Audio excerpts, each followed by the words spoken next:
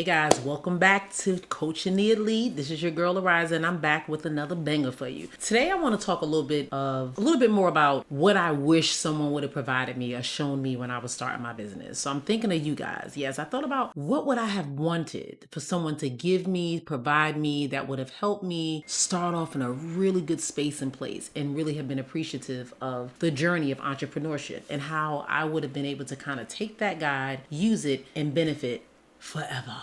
So I'm doing that for you guys today. Today I'm talking about the ultimate checklist that every business owner, especially if you're in private practice, should have. So if you're launching your own business, if you have a private practice, this is the ultimate checklist that's going to help you avoid all those rookie mistakes. It's going to save you thousands of dollars. It's going to help you scale like a boss. And check it out. Don't miss number 8. I'm going to go through all of them, but I don't want you to miss number 8. And what I'm going to do is actually share my screen for this one because I want you guys to actually be able to visualize and see all the things that you need to have your business run effectively. So I don't care if you're a therapist, I don't care if you're a coach, I don't care if you're a new entrepreneur. This checklist is going to save you headaches, it's going to save you money, and most importantly, it's going to save you time. And that is paramount when you're an entrepreneur. So without further ado, I'm going to go ahead and share my screen so you can see all the little bits and pieces of what I'm going to share here with you. And if you have any questions about this or want a copy of this checklist, make sure you tap into our community. We meet every Thursday night. It's going down. I don't care if you're a beginning entrepreneur, you've been in business for a while. You need to be around like-minded individuals, people who are going to help you scale up, grow up, blow up, glow up, whatever you want to call it. But we're going to help you get there really fast, really quickly, and with the tools that you can use and that can help sustain your business forever. That's the plan here. All right, so without further ado, I'm going to go ahead and share my screen a little bit. If you guys have any questions, make sure you drop it in the comment section, of course. If you drop it in the comment section, I'll make sure I read each and every comment and I'll help you out. All right, so without further ado, here we go right here. Here we go. So this is the ultimate checklist as I share for every entrepreneur. So the first thing is going to help you establish the foundation, as we talked about before. You got to have that legal structure. You choose whether you want to have an LLC, whether you want to have an S Corp, and then you got to obtain that employer identification number. I have somebody that's working with me, and I know you watching this video. They've been waiting for their EIN number for days, probably well over a week or weeks at this point. So definitely make sure you jump on that. If you're in the beginning stage of starting your business, make sure you go ahead and go on that IRS website. Go ahead and apply for that EIN. Have your business name. Start with the foundational pieces so it doesn't slow you down and you can go ahead and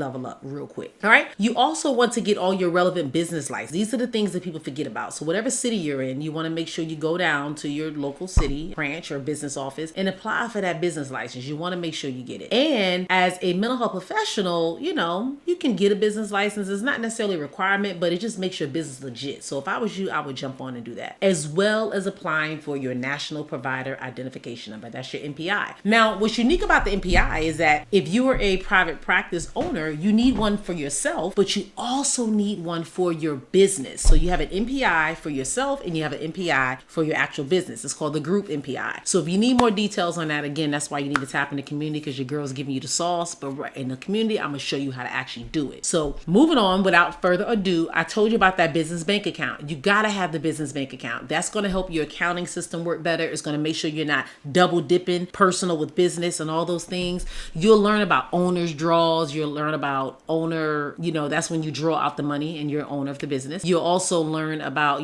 when to put yourself on payroll, when you're at that point, when you're not, all those types of things you need to know when it comes to your business. But first and foremost, before you even get into that, you got to have the business banking account. So make sure you do that. Set up a separate bank account for your business. Track all your expenses diligently and implement any bookkeeping software to manage yours. Of course, that's the QuickBooks and things of that nature. It's going to help you manage that. I actually use an accounting agency because I like to keep it simple. As you all know, there's a lot of things that I'm great at, and I like to just focus on my greatness, and let other people focus on theirs. And accounting is just not my thing. I didn't go to school for it. I don't know what most of us social workers and mental health professionals and people who are just starting out businesses and stuff don't either. So don't stress yourself on those things. Get to a certain point when you can hire someone else to be able to do those thinking and those things for you. All right. Number 3, insurance. You got to secure necessary insurance policies. It doesn't matter if it's liability insurance. It doesn't matter if it's malpractice or just general business insurance as a whole. You want to protect your assets. You want to protect your operations, and you want to protect yourself. Remember, as mental health professionals, a lot of us are working with people. So if someone says you did something wrong or something wasn't right,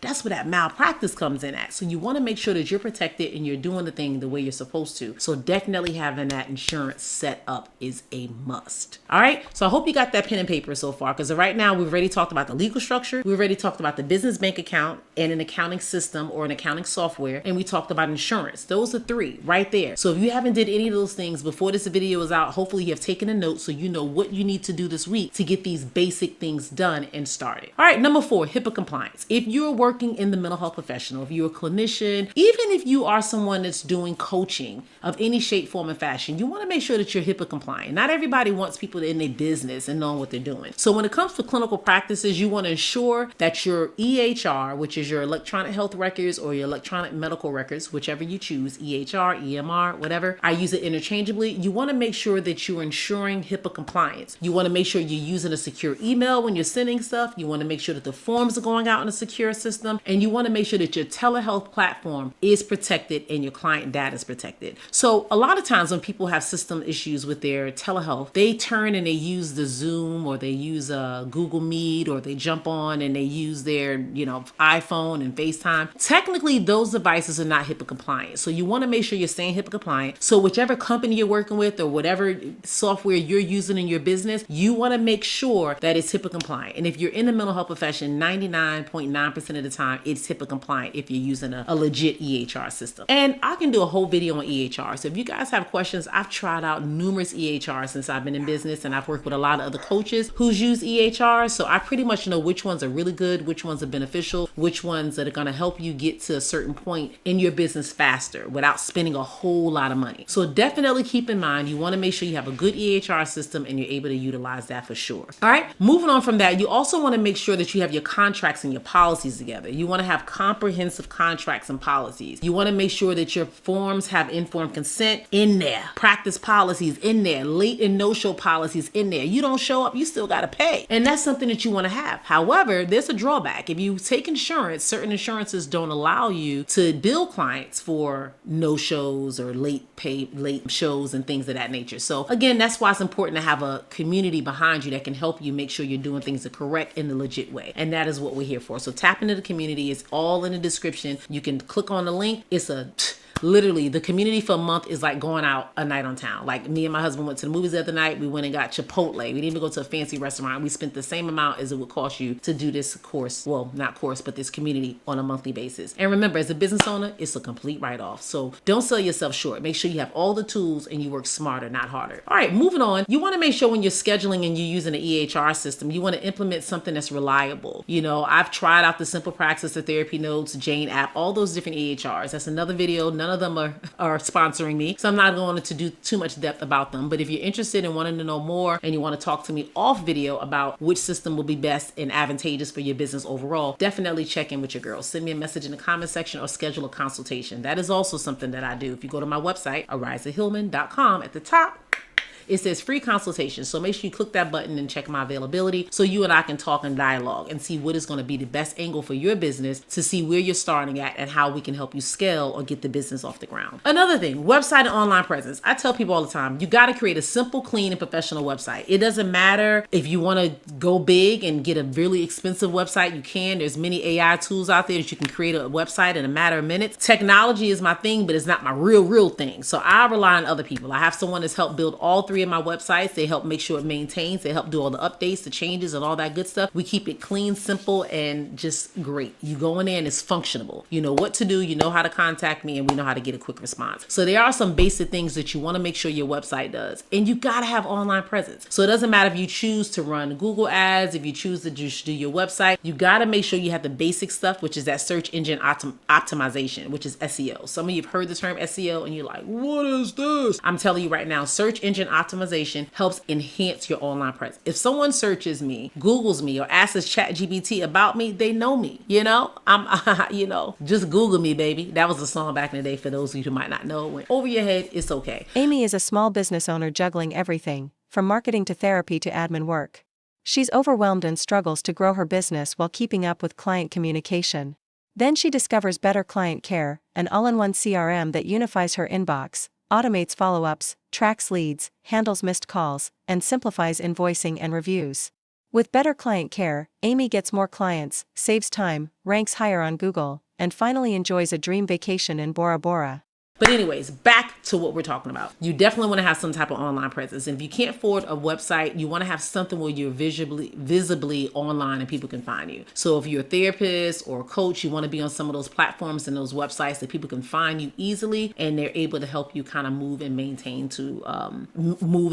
within the business. Because again, what is a business if you're not getting clients and people don't know who you are and you have no awareness? You're not going to be successful. So this is something that to me is paramount in the business. You got to have the website and you got to have that online presence. All right, number 8, payment systems. You want to integrate some efficient payment systems like Stripe, Square. And if you use something like Alma or Headway, they take care of all the insurance and the billing if you're a mental health professional. So you definitely want to communicate with your client the fees. And then these systems and platforms automatically bill them, collect the co-pays, they do all the stuff for you. And that's if you want to rely on those type of systems. There's some benefits, there's some pros, and there's some cons with that. I'll definitely have another video coming for you for those that are in the mental health profession and doing therapy, so you guys can level up and know exactly what to do and which platform would be best for you. All right, so whatever you decide to do. For me, I use Stripe. It's been very helpful, very advantageous in my business on many different levels. I know people who have food trucks and other types of businesses where they rely on Square and Stripe. I know other people who sell merchandise and merch and things of that nature, so they rely on Square and Stripe. You could also use apps like Cash App, Venmo, Zelle. There's a lot of different things you can do to make sure that you're getting your payment, but you want to use something that's going to be integrated with your systems and your processes and how you're going to be able to keep account of your accounting information to make sure it flows and you have everything you need so you're not setting yourself up for failure.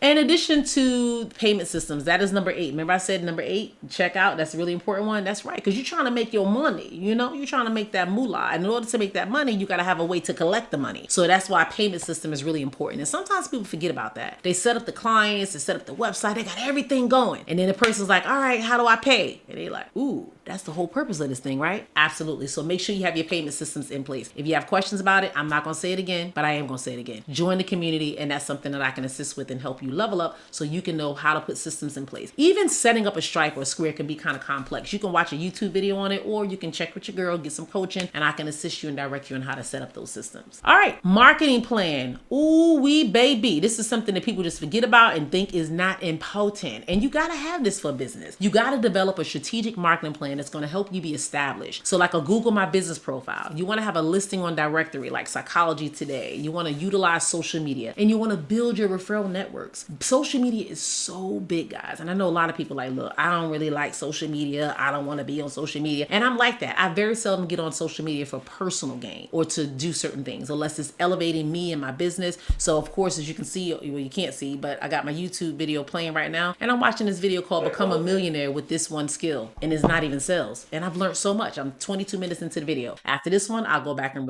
rewind and watch the video from its entirety so I can make sure I didn't miss anything. And that helps me level up. So you definitely want to make sure that you help others level up by putting your information and your expertise on social media. It could be a small little 2-minute video on something, some shorts, some reels, just so people know you exist. Right now, we're not in a world where people putting flyers on the cars and they're going to businesses and dropping off stuff. I believe in doing that too, but you definitely have to have a presence in the world of marketing, in the world of social media. So that is what I recommend you do as well. If you have questions on how to tap into social media, I have 2 YouTube channels. Both of them are doing extremely well. One has been monetized really quickly. The other one is so close to being monetized. So watch this video in its entirety so your girl can hurry up and get there, because it's the channel I'm talking about. All right, number 10, emergency protocols. You want to establish clear emergency protocols. What if you were sick and you're unable to work? Who do you have in place that can do your business? I have an admin. I have a clinical supervisor, or clinical director, should I say. I have independent contractors. I have an assistant. I have a lot of people who help my business operate. So if I'm like sleeping and don't want to get up or go on vacation, or I'm going out of the country, my business still flows. This year, I've really tried to scale my business in a lot of different ways. So I didn't do a lot of traveling. But the year before, 2023 and 2024, I did tons of traveling. I was in the DR. I was in Paris. I took my kids there for their spring break. That was a wonderful experience. I took my kids, my younger 2, they wanted to go. We went to Japan for the holidays, for Christmas.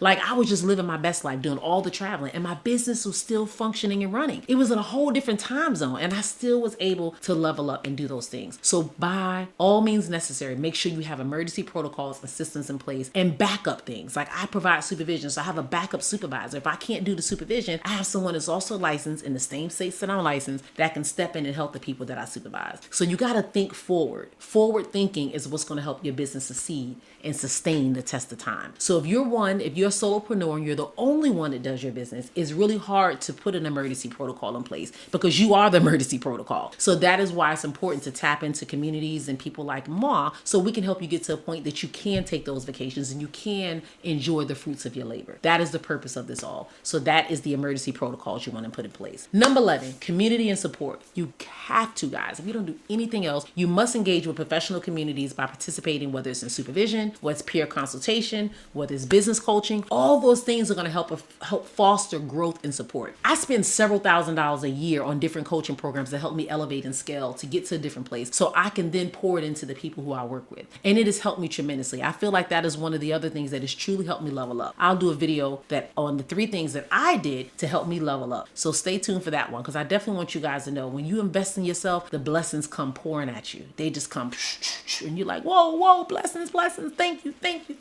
You know, literally, you have to realize that people say things like, oh, everything's not all about money, or oh, that's so expensive, or oh, I don't have it. And you have to change your tone and change the way you talk and the way you speak about a thing. Because if you're trying to level up and you're trying to become a business owner, if you're trying to be an entrepreneur, remember, many fail, but the ones that don't, they have a different mindset, a different way of thinking, a different way of speaking, and a different way that they show up. So remember what I say, guys. See that shirt? Hey, your girl got a Shopify store too, but that's a different discussion for a different day. I'm going to stay on track today because I want you guys to really get these 12 things and I want you to hone in so you can level up and get to the same place that I am at or greater to make sure that you're able to help others. That is the purpose of going into business and doing things for yourself and getting these licenses and all this other stuff that you're doing. You want to level up. That is the key. All right. So outside of the community support, the last thing is number 12, which is growth and scaling. You want to plan for your growth. Growth just doesn't happen overnight. Literally it can, but it typically doesn't just happen overnight. It's a steady process, but it's certain things that you put in foundation and certain things that you put in the beginning. Let me slow down. There's certain things that are part of your foundation and certain things that you created for your foundation that helps in the beginning process, help you get to the next point so you can start scaling. Remember, if you went all the way up to the beginning, if you don't have a legal structure, if you don't have a business bank account, if you don't have insurance, if you don't have a HIPAA compliance or EHR system, how are you going to get to the bottom and start scaling? So that means the foundational pieces of what is so important that's going to help you elevate and scale and get to the next level. So remember, plan for your growth, scaling by implementing some automations, delegating some tasks, pursuing continued education, and reevaluating your business strategically on an annual basis. So what I have done is I make sure that I have these CEO meetings. If you watch my other video, it's CEO meeting, CEO time. And that is the time that I sit and I reflect and I think about where my businesses are, where I want them to be, what I could do differently. And then I also take in consideration how I can show up for you and be the best version of myself. Maybe it's going to require me to have some additional coaching. Maybe it's going to require me to do some things that maybe ordinarily I wouldn't want to do, but I'm not doing this for self. I'm doing it for the people I serve. And that is the true essence of being a social worker. But I know not everyone on this video is a social worker, so I get it. I understand, but I stick to my values and my beliefs, and I believe that I have to actually help other people with the knowledge I have. So that is why I do what I do. So without further ado, make sure, guys, if you don't do anything else, you tap into the community, you tap in with like-minded individuals that are going to help you scale and get to the next level so you can exceed and you can do the things that you need to do so you can get the bag. Yes, the bag. Do you guys know what the bag means? The bag means the money, the moolah, what's ever in your wallet, all that good stuff. You want to be able to do that, so you have to show up for yourself. So stop selling yourself short and say, I don't have it, I can't afford it, it's too much, I don't really know what to do, and blah, blah, blah. Those are all excuses. And one thing I can tell you, if you want to be a business owner, you want to be successful, excuses are out the door. I don't use the word can't, and I don't use the word I don't know how, or I don't know it, because I will find it and I will learn how. That is the key, and that's my mantra. So make sure, guys, if you're interested in tapping into like-minded individuals and community, you click the link in the bio, you join us. I look forward to helping you scale and get to the next level. Coaching the elite, baby. Stay tuned.